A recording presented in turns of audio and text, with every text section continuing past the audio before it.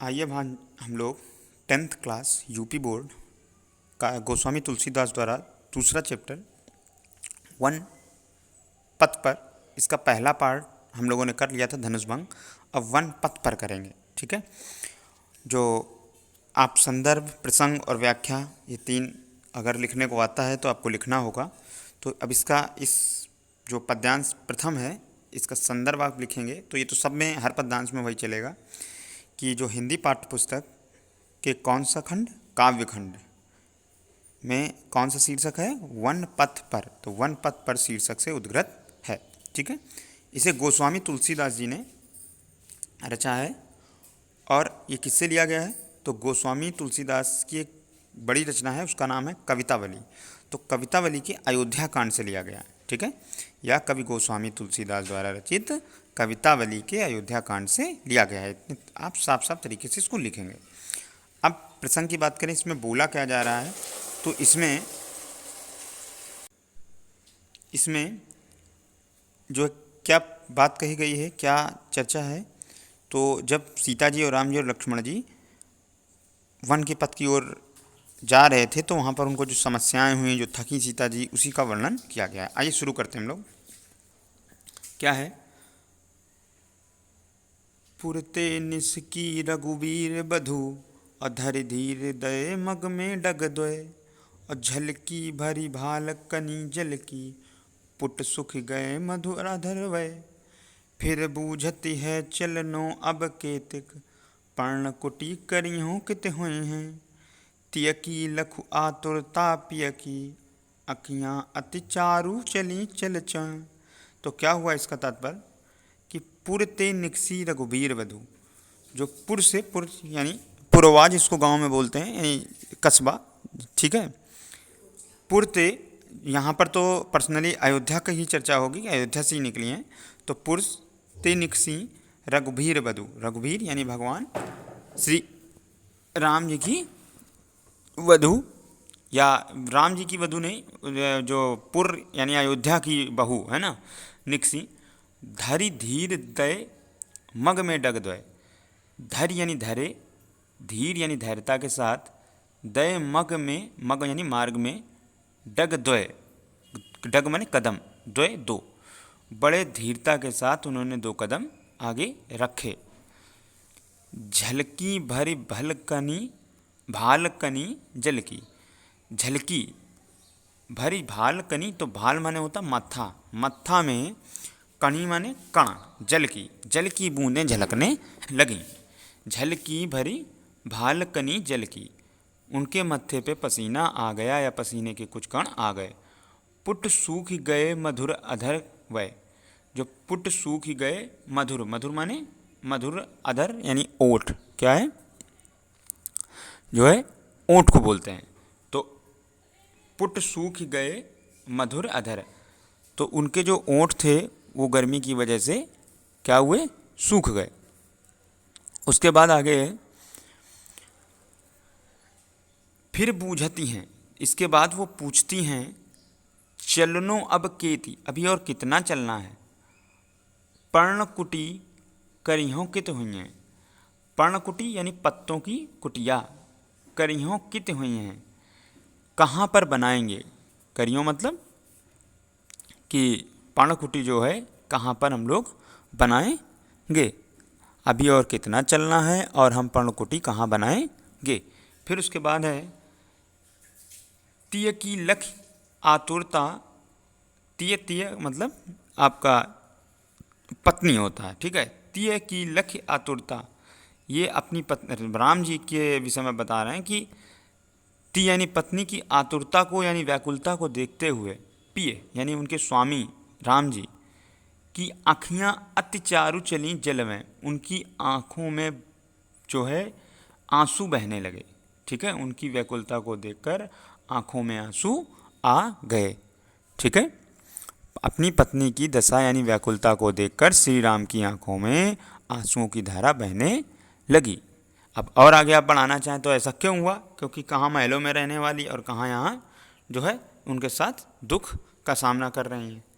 तो इसलिए इसका शब्दार्थ तो इतना ही हुआ जितना मैंने आपको बताया, आप उसके अतिरिक्त भी आगे पीछे जोड़ सकते हैं व्याख्या में आपको अच्छे से समझाना होता है, ना कि ठीक हूबहू अर्थ निकालना होता है। चलिए इसके बाद दूसरा पैराग्राफ करते हैं हम लोग। आइए हम लोग दूसरा पद्यांश करते हैं। क्या है दूसरा पद्यांश? इसके देखिए मीनिंग आप पहले देख लीजिए आपको, ताकि समझने में भी आसानी रहे। ठीक है, देखिए क्या है। जल को गए लखन है लरिका। क्या मतलब हुआ इसका? जल को गए लखन है लरिका, अब परिखों पियछा घारिक हुए ठाड़े, और पोछी पसेऊ बयारी करूं, और अरुपाए पखिराऊं भू भूरी डारे ढाड़े। तुलसी रघुबीर प्रिया श्रम जानी, कै बैठ विलंब लो कंटक काढ़े, जानकी नाह को ने लख्यों, पुलकों तनि बार विलोचन बाढ़े। तो क्या हुआ इसका मतलब? इसका तात्पर्य है कि ये जब पानी लेने लक्ष्मण जी गए हैं, ठीक है, सीता जी व्याकुल हो रही हैं, तो राम जी का प्रेम जो है उसका वर्णन है। तो सबसे पहले कवि तुलसीदास जी क्या कहते हैं, जब सीता जी चलते चलते थक गई और उन्हें प्यास लग गई, तो वहाँ से शुरू है फिर आगे कि जल को गए लखन है लरिका। जो जल को लेने गए हैं कौन? लक्ष्मण जी। ठीक है, जब जल को गए लखन है लरिका, लेने जब तक गए, लरिका माने लेने गए, ठीक है ना, जब तक लेने गए हैं, लेने के लिए जल को गए हैं लक्ष्मण जी। परिखों पिय, हे पिय यानी स्वामी, परखते हैं छा घरीक हुए ठाड़े। छा घरीक जहाँ घनी छाया हो वहीं पर ठाड़े होकर हम लोग परखते हैं, इंतजार करते हैं। पोछ पसेऊ बयारी करो। पोछ पसेऊ माने पसीना, क्या होता है? पसीना। यहाँ देखिए घड़ी का मतलब घड़ी भी होता है। छाँ घड़ी को है ठाड़े, ये कहीं छाँ पर एक घड़ी के लिए खड़े हो जाएं, ठीक है। और पोछ माने पोछना, पसेऊ माने पसीना, और बयारी माने हवा। पोछ पसेऊ लाओ, लाइए मैं आपका पसीना पोछ दूँ और बयारी करूँ और हवा कर दूँ। अरुपाय पखरियों, अरु माने धो देंगे पाँव को, है ना, पखरियों। भू भूरी ठाड़े, भू यानी ज़मीन से, भूरी माने भुरभुरी भद्दा या गर्मी की वजह से जो तपन है और मिट्टीदार बालू उसकी वजह से ठाड़े, ठीक है, तपे हुए हैं। पखरियों माने तो पंखा नहीं, धोना होता है, ठीक है, क्या होता है? अरुपाए लाइए आपके पैर, पखरियों धो दूँ, भू भूरी ठाड़े जो कि भूमि के भद्दे से तप गए हैं, ठीक है। तुलसी रघुबीर प्रिया श्रम जाने, तुलसी रघुबीर यानी तुलसीदास जी के जो स्वामी ही हैं, कौन? रघुबीर यानी भगवान राम। प्रिया श्रम जानी, प्रिया के मन की बात यानी अपनी पत्नी की मन की बात जानकर, श्रम जानी के बैठ विलंब, देर तक बैठ के, लव कंटक काढ़े, उन्होंने उनके एड़ी पंजों से जो है क्या किया, कांटे निकाले, ठीक है। लव विलंब, लव माने बहुत देर तक, ठीक है, कंटक यानी कांटे, और काढ़ना मतलब क्या होता है? निकालना। और सम्र मतलब यहाँ जो सम्र था इसका मतलब थका हुआ। प्रिया की थकावट को जानते हुए यानी सीता जी की थकावट को जानकर उन्होंने उनके पैरों से कांटे निकाले बड़ी देर तक। जानकी नह को ने लखे हों, जानकी, जानकी यानी भगवान सीता जी, देवी सीता जी, और नह माने उनके स्वामी, जानकी है ना, जानकी ने जो है ना यानी स्वामी जी को, कि नेह को लखियों देख कर, पुलको तनु उनका शरीर जो है पुलकित हुआ, और बार विलोचन बाढ़े, विलोचन माने आंखें और बाढ़े माने बढ़ गए। तो आंखें बढ़ने का मतलब जब उत्साह होता है, प्रेम होता है, तो आंखें थोड़ी तेज खुल जाती हैं और आंखों से आंसू आ गए। तो यहाँ पर क्या है? उनका तन पुलकित हो गया और उनकी आंखें जो है आंखों बड़ी हो गई और उनसे आंसू आ गए, ठीक है, या आंसू छलक, प्रेम रूपी जो आंसू थे वो छलक गए, ठीक है। तो देखिए इन सभी में भाषा आपकी ब्रज ही है, यहाँ पर मिलन की स्थिति है तो रस श्रृंगार हो जाएगा। जबकि पीछे वाले में जो आपको मैंने पहला पद्यांश पढ़ाया था उसमें आपकी जो रस था उसमें भी श्रृंगार ही है यहाँ पर, ठीक है, क्योंकि नायक और नायिका ही मिल रहे हैं। भाषा सब में ब्रज है, शैली जो है वो चित्रात्मक और मुक्तक है, ठीक है।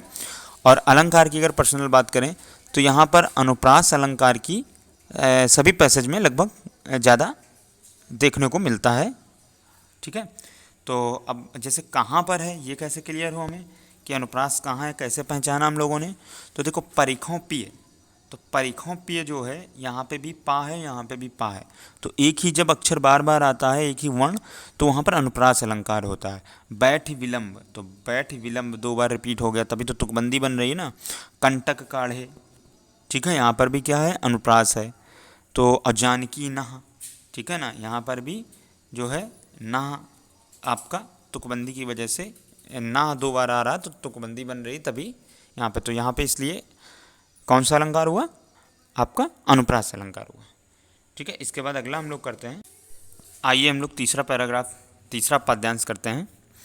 तो ये कब का वर्णन है, जो रानी में जानी, ये जब रानी कैकेयी ने वनवास दे दिया तीनों को, तो गांव सब जा रहे हैं, ये दशा जो आपने 2 पैराग्राफ पहले पद्यांश पढ़े, तो अब गांववासी आपस में बात कर रहे हैं। ठीक है, इसमें ग्रामीणवासी जब बात कर रहे हैं, जब कैकेयी ने राजा दशरथ के को कह के उनसे वचन मांग लिया और राजा दशरथ ने कैकेयी की बात मानकर उनको वनवास दे दिया, तो उनकी निठुरता कैकेयी और राजा दशरथ की, कितनी कठोर हैं हृदय के लोग, तो उसकी चर्चा गांव वाले कर रहे हैं। ठीक है, आइए पढ़ते हैं हम लोग, इसको सीखते हैं, इसका अर्थ समझते हैं क्या है।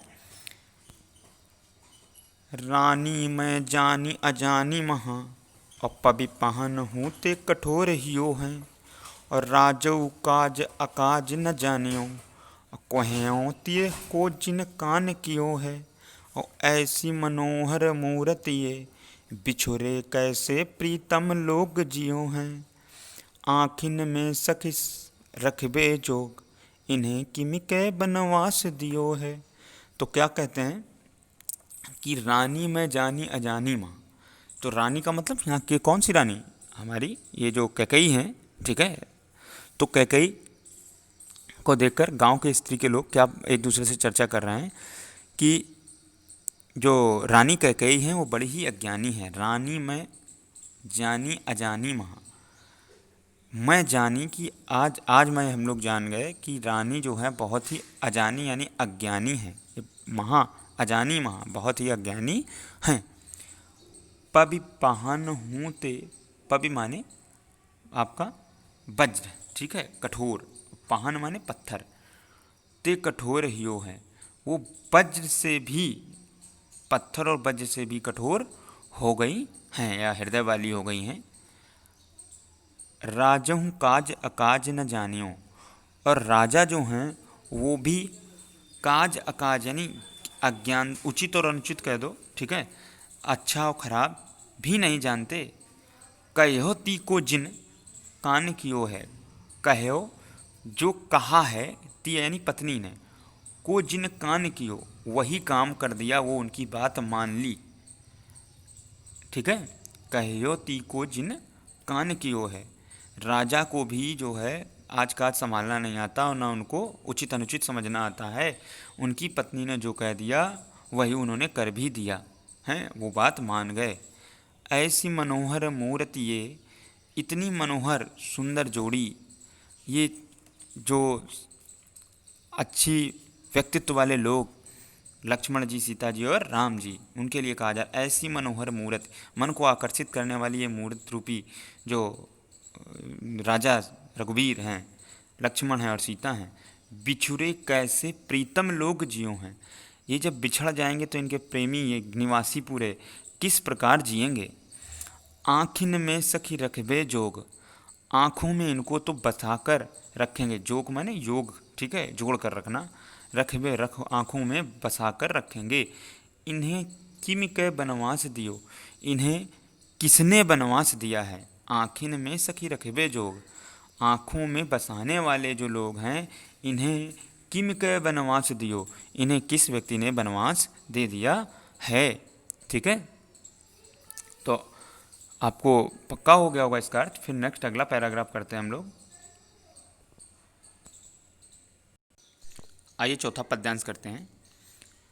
इसमें उस दशा का वर्णन किया गया है जब वन की ओर जा रहे हैं तो ग्रामीणवासी उनसे बात कर रहे हैं, चर्चा कर रहे हैं, कुछ हंसी ठिठोली भी कर रहे हैं, ठीक है, और के जो है मन में, उनसे बात करने की भी है, बिछोड़ने की भी, जो गम है आप कहें तो उसे वो दर्शाना चाहते हैं उनसे वार्ता करके, उस समय का ये वर्णन है। तो क्या है इसमें,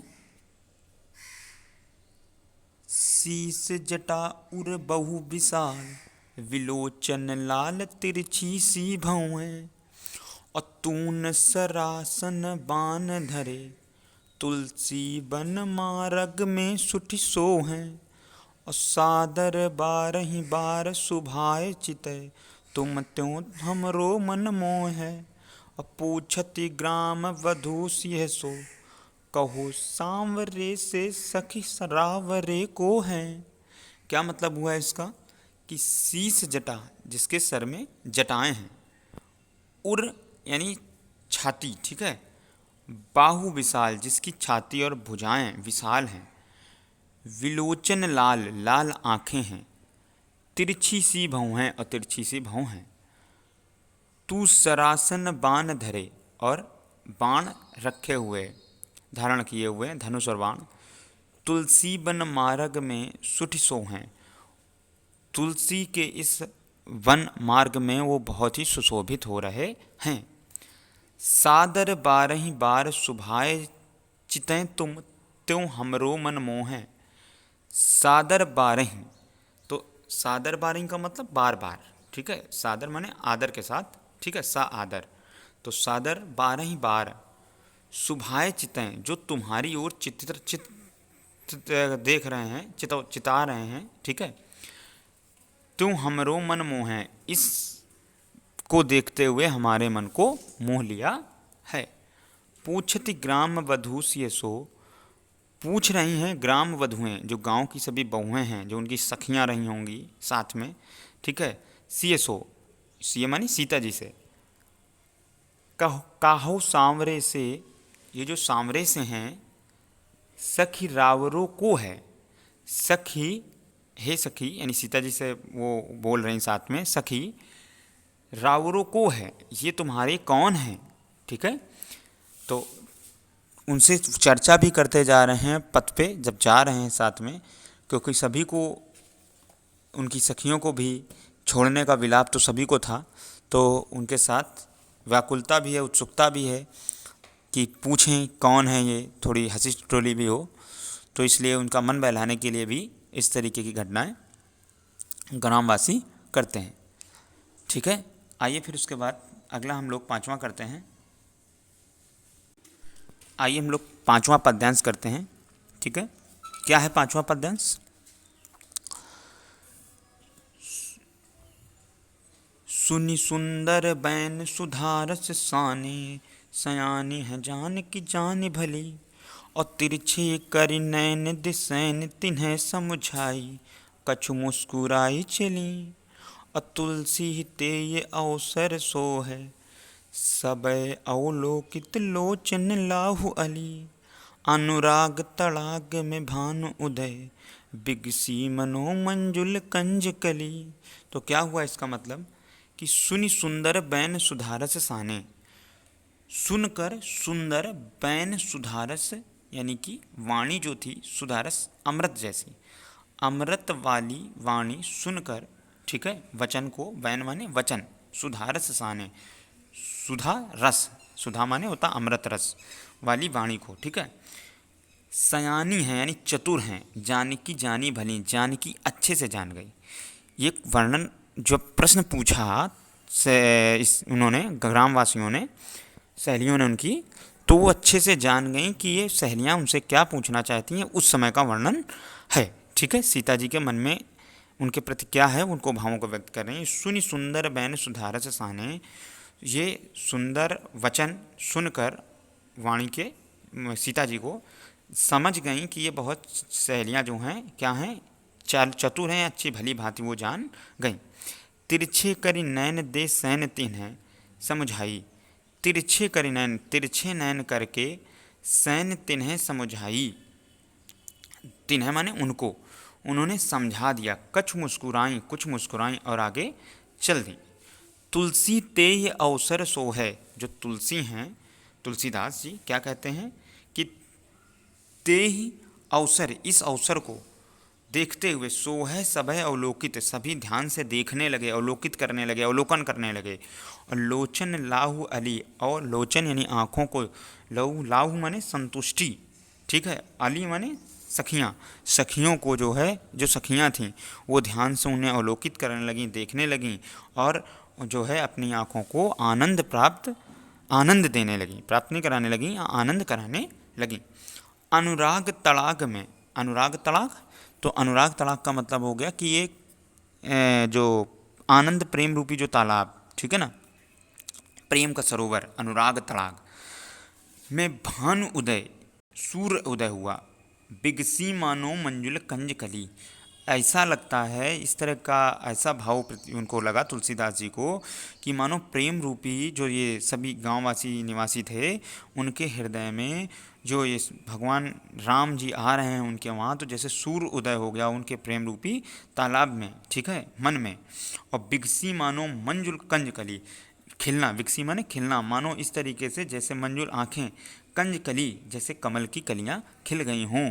उन इसको देखते हुए प्रेम में जैसे ही उनका सूरज उदय हुआ, यानी राम भगवान उनके सामने आए, तो ऐसा लगा हो जैसे तालाब में सूरज उदय हो गया हो, या दूसरा उन्होंने एक तुलना दी कि कमल की कलियाँ, आँखें जो हैं उनकी वो कमल की कलियों की तरह खिल गई हैं। तो इस तरीके से आपका ये हो गया। और इसमें देखिए रूपक अलंकार भी है। रूपक कहाँ पे है? सुधारस साने, यहाँ पर बिल्कुल बिना भेद रहित आरोप के उपमेय और उपमान में जो है तुलना कर दी गई है। और अनुप्रास आपका कहाँ कहाँ मिलेगा? सुनि सुंदर में मिलेगा, सुसु है, ठीक है, उसके बाद जानकी जानी में मिलेगा, ठीक है, और तिरछे करी और तुलसी ते ही, लोचन लहू, इनमें आपको लाला 2 बार, तो कौन सा हो गया? अनुप्रास अलंकार हो गया।